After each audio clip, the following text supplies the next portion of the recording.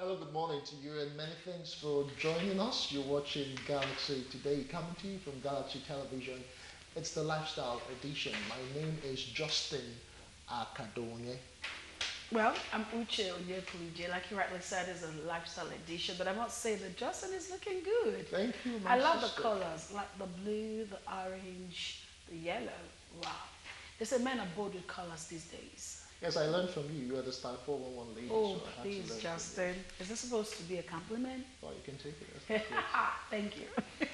All right, like you rightly said, it's a lifestyle edition, and of course, today we'll be looking at two different topics. We'll be looking at creating the future of your dreams, and of course, dealing with mourning and funeral rites.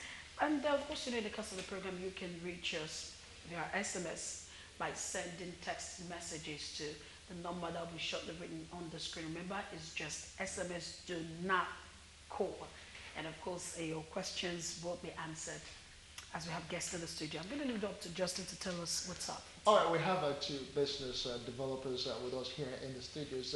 Just before we came on air, I was having a pre-chat with Dr. Ben, one of our guests, and was talking about how lots of people have actually mortgaged their future, thinking the future is actually very far, and they try to do so many things they should have done over the years in the shortest possible time, trying to achieve so much all at a time. We'll be looking at all of that plus what they have in the offering for the public in a moment. We'll talk about that. Let's make welcome Dr. Ben Iyere, a business developer, and Fred Manuko, another business developer. Many thanks for joining us. Thank you very much. Gentlemen. Thank you. Everyone in the Thank you city. very much. Thank you very much. I mean, I like the fact that we're looking at creating the future of your dreams. I like to come from the angle of a youth now. You hear this, I won't blow. You know, and sometimes I'm like, you're not an explosive. Why do you want to blow? So I think we should start from there. Let's talk to the youth first. How do you create a future for the First and dreams? foremost, the youth had to believe that there is a future. Because the way most of our youth live their lives today, they make one wonder whether they think that they're not going to be remaining youths forever.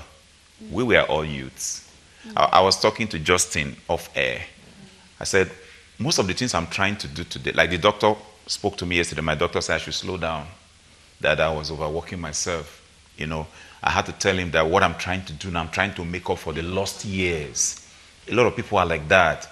The young man today, he's busy jumping from one disco hall to the other, jumping, even when they're supposed to be in school, spending all the time playing around and all of that, because they still have their parents supplying them money. They don't believe that there's a tomorrow. So the starting point has to be that this young man, this young lady has to be that there is a tomorrow, and that tomorrow does not just happen. You have to create the type of tomorrow you are thinking about.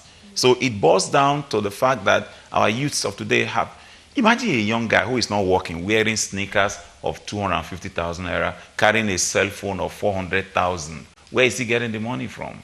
That person is not preparing for the future. So that's the starting point. Okay, let us talk to you, Fred.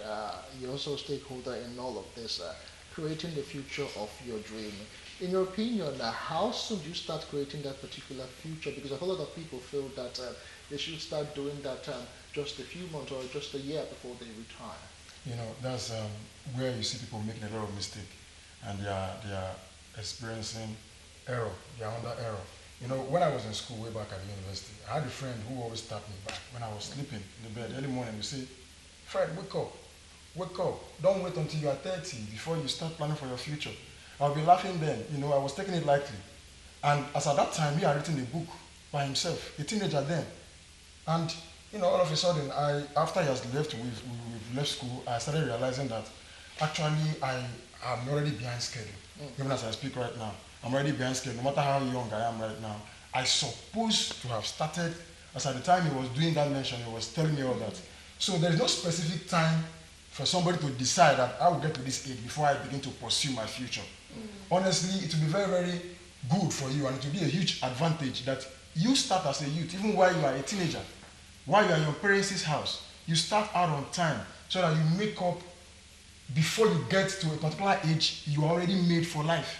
Because you get to an age where you can no longer work, you can no longer do things for yourself. So you start planning your life as early as possible. I look at youth, I see them doing things, wasting, engaging in wasteful ventures. They buy these toys, gadgets with expensive money, and they are not planning for the future. Most of them think that before they get to the future will arrange itself and package itself for them. But like Dr. Ben said, you don't get to the future you don't plan for. All right, please, I'd like to come in here with this normal adage, even if I don't believe in it, where they feel the society is the reason for all this. Yes. And we always want to blame the society. It's not convenient, it's not conducive. Exactly. How do I plan the future when I'm not even sure of it? I mean, I heard the youth once tell me that those who ruled in the 70s, that they want to renew the millennium, obviously they've denied some generations the opportunity to lead. Okay, now, with a mentality that there is nothing in this country, the best way to plan for my future is I'll dash out of this country and just go make headway, or probably, how do you talk to such youth? How do you make them see that despite what you think the society is all about, you can still build a future? Because I tell you something, we have restrictions, limitations. So how do you create that kind of future in a society like Nigeria? Can I come in here? Yes. In life, you are either a thermometer or a thermostat. Okay. What is a thermometer? A thermometer, it regulates what is around it. But a thermostat adjusts itself from time to time. No government anywhere in the world, even the developed society, no government can provide for its citizens everything. Yes. A lizard in Nigeria cannot become a crocodile in California. It depends on one's mentality. Please understand that there are 3 seasons of life. You have the morning season, which is from the day you were born till you are 18. At that time of your life, you really don't have complete control over your life. If you have knowledgeable parents who are able to position you well, then you are going to arrive at a regret-free future on time. Then you have the afternoon season, which is what I call the active years, from the age of 18 to the age of 60. That's the time you're supposed to be working, not the time you're supposed to be playing around or fooling around. If you don't work at that time, then you enter the last season of your life, which is the evening season, the closing years, from 60 till the time one enters the grave. That's where you see some people who have wasted 40 years of their lives, wasted 30 years of their life, now trying to catch up, becoming a Okada rider at 60, becoming a nanny at 70. This country, when people say there is no money in Nigeria, I keep telling them it depends on what part of Nigeria you're talking about. If you are flying into Nigeria and you look at the number of foreigners in that same aircraft, you will wonder why we are trying to go out. They are coming here. What are the things that they are seeing? A wise man once said, the eyes are useless when the brain is empty. You understand that? So it is your ability to read and take advantage of the opportunities. By the way, what you don't look for, you can't see. Some of us we've gone out before, but we came back here. There's no place like home. There's so much money in this place. Your money is not everywhere, but you need somebody who can hold you by your hand and say, that's where the money is, follow me. That's the problem that they are lacking. Okay, but let's look at it now. You talked about the morning season, the afternoon, and even the evening. Yes. For some people who feel they are right now in their evening season, maybe they're in their, crossing over 40 or in the 50s, they feel that they've lost so much over these years and they don't even know what next to do. Is it too late for them? What should they even do? Great. Before they got to that point, Justin, let me give you an advantage, an idea of how they got there. Okay, go ahead. Some people have mortgaged their future before they got there.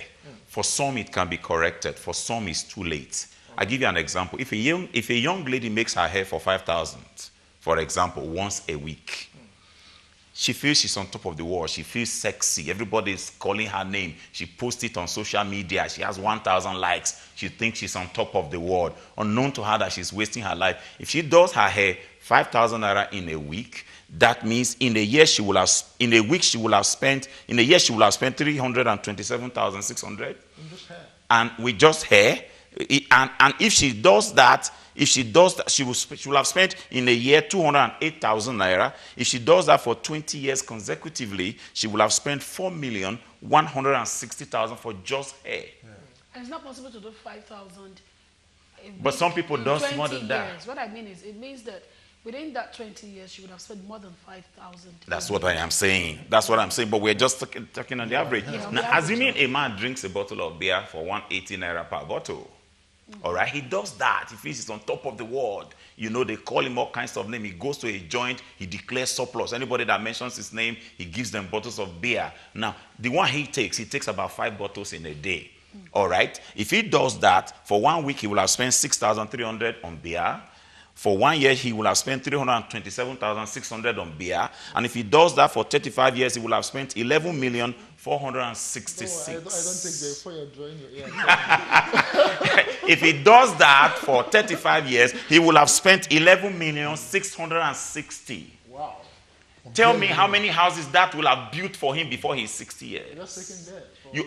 And that's why a lot of people, their duplexes have gone for it with a bottle of beer. The inheritance they would have left behind for their children is just a bad name of a drunk and all of that. So if a man finds himself at his evening season and is still a tenant, maybe struggling to pay rent, what he has to first of all do is to first of all realize that there's a problem. Then he needs to ask himself what can be done. Somebody's life can change within 12 months. I have seen that happen. It happened in my life. He asked himself what can be done. Then the next question will be, who will I meet? Because success has clues. What you are trying to become, somebody has already become it. Yeah. You need to humble yourself, follow such an individual, learn, be ready to take advice, be ready to take instruction from this individual. But some people, they are prisoners of pride. Pride will not allow them to humble themselves.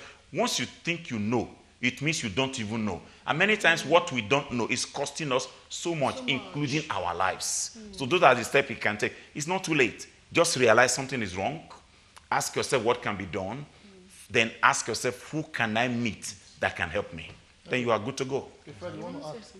Yes, and that is how we let you know that there's a scheme to which you can come on board and understand, get this understanding, so you can begin to build yourself very fast and very legitimately for life, and you will be settled for life.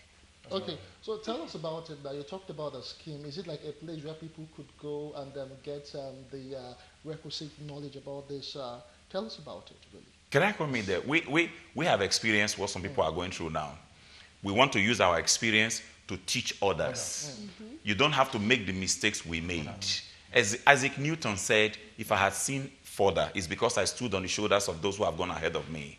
There's someone who knows the way. We know the way because we have been there. So we are trying to talk to the public. These are the things you have done wrong. These are the things you can do right, so that in the next 2-3 years, your life can be better again. So invariably, what you're saying is that you have wasted time Yes. for almost 40 years. In 2 years, I can get back on track. You can. How is that possible? Very possible. Tell me about it. You know, there's a difference between information and communication. Go on. Yeah. When you inform, you want people to know. But when you communicate, you're directing the people. Justine, please understand that when a man is going towards the wrong direction, continuing on that road does not make the road right. You get that right now? And when you are on the wrong road, you don't need motivation. You need education to turn you around. And that's what we are having now. We want to help people. Tell them where you are headed is wrong. Please, these are the things you can do. These are the ways you can follow. People that follow this road, this was what they did, and this was how they ended up. We want to take them by their hands and lead them to that place where they can face their future with confidence. That's what we are planning to do for the Nigerian public. Okay, tell us about your plan, because from what I understand, a lot of people need information, not just information, but they need to be educated Yes. about how to go on about this. And there's something you're doing tomorrow called the repositioning for a regret-free future. Tell me about it. Regret-free future. Justine, if a man retires and is 60, and that man is having pressure from the landlord, that man is not likely to live long. If a man at 60, a child walks up to you, and it comes to demand for school needs, and you can't provide it. 60. At 60, you are not supposed to be struggling at 60 to pay even the normal things. These are the basic things. And you know, that pressure from children is enough to even kill a man faster. You understand that? Another thing that happens, if your child walks up to you and demands for money and you say it's not available, you know what you have done? You have killed his self-esteem. You've killed that child already, because you make him feel he has no protection. He cannot be protected. If anything happens to him, he has nothing to fall back upon.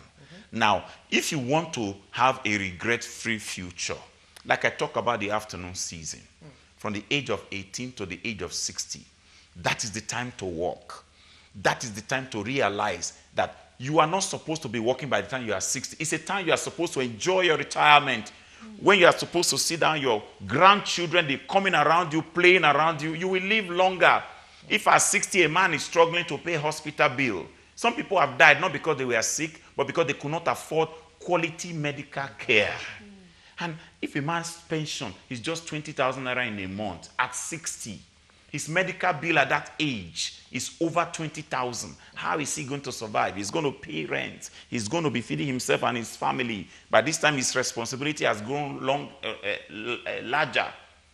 You are living on a static salary, static income, but having a growing expenses. How do you survive with that? How do you survive with that? How do you survive with that? What you need to do is, we keep talking about diversification. Yes. One of the greatest things you can do for yourself, let me drag this home. One of the greatest things you can do for yourself is work so hard. Work with your money so that by the time you are 60, your money will start working for you. And to do that, you need to have what is called passive income. That's what we are teaching this week. Passive income. Income that does not require your presence. Income that does not require your input. You've done it over time, and it has started yielding on its own. That is the only sure way you can have a future without regrets. Like the Emir of Kano was talking the other day, he said, while I'm watering my flowers, my alert is ringing. And I tell you something, one of the greatest cure to any sickness is not natural medicine, it's not necessary medicine, it's alert. Credit alert. Credit alert. There's this good feeling about alert. Comes the way you just see, and it's the credit. You just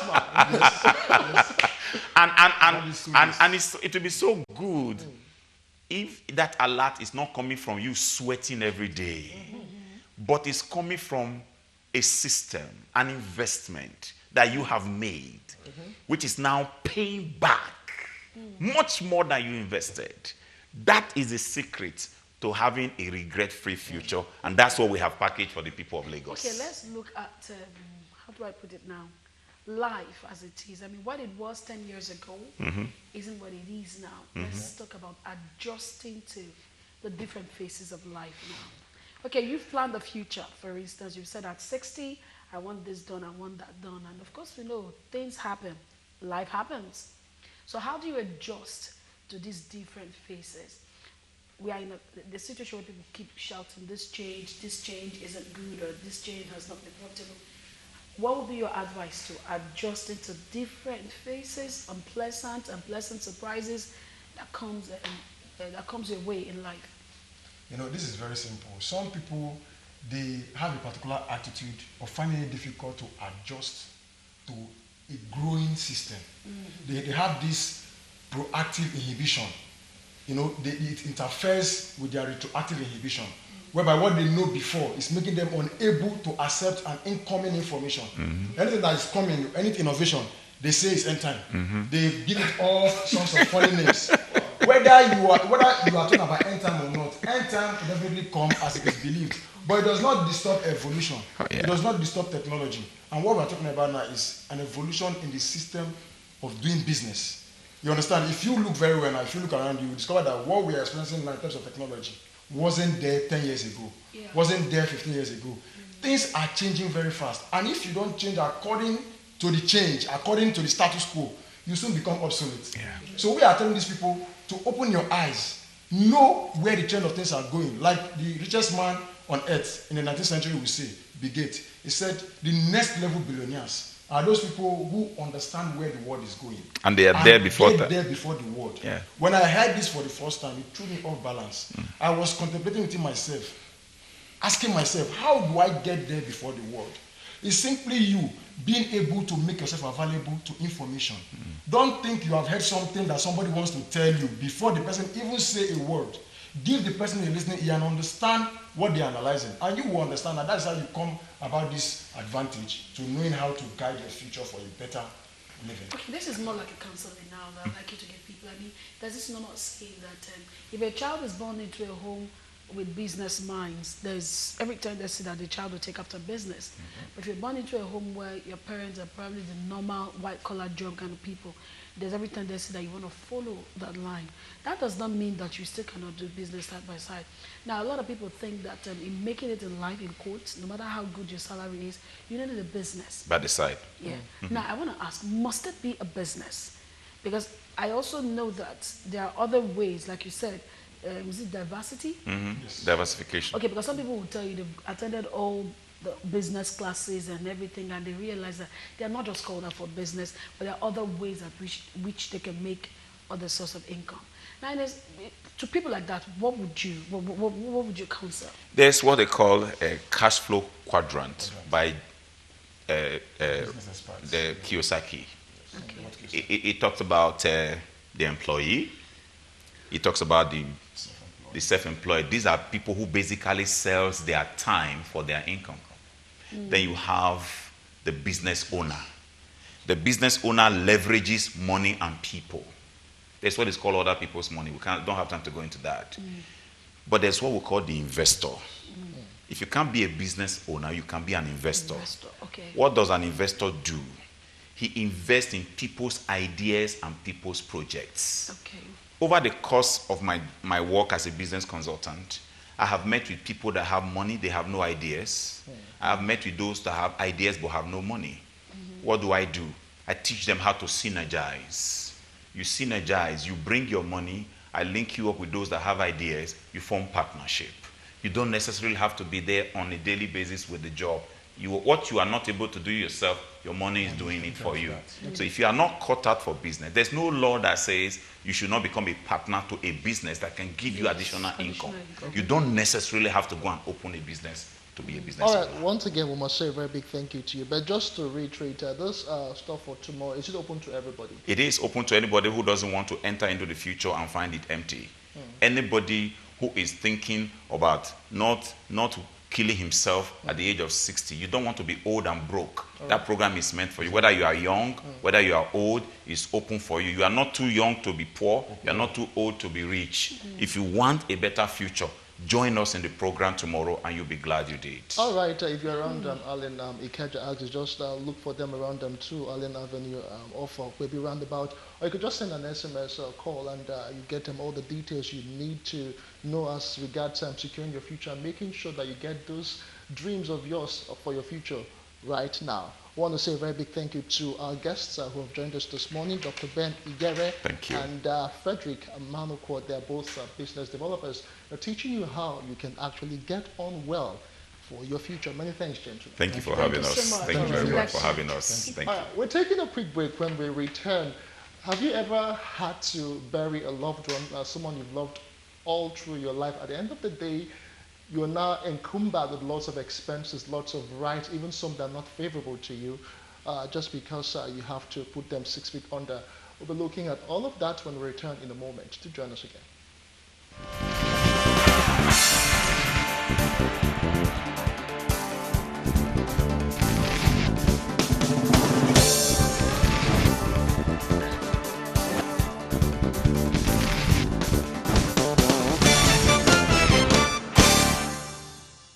Nothing beats expression from creativity. Craft that speaks volume. An artist and his work. Galaxy Television, in conjunction with the National Museum of Unity, Ibadan, presents Arts and Craft Exhibition 2018. If you're mastering any form of art like drawing, paintings, ceramics, photography, textiles, sculptures, jewelry, and lots more from Lagos, Akure, Ibadan, and other parts of Nigeria,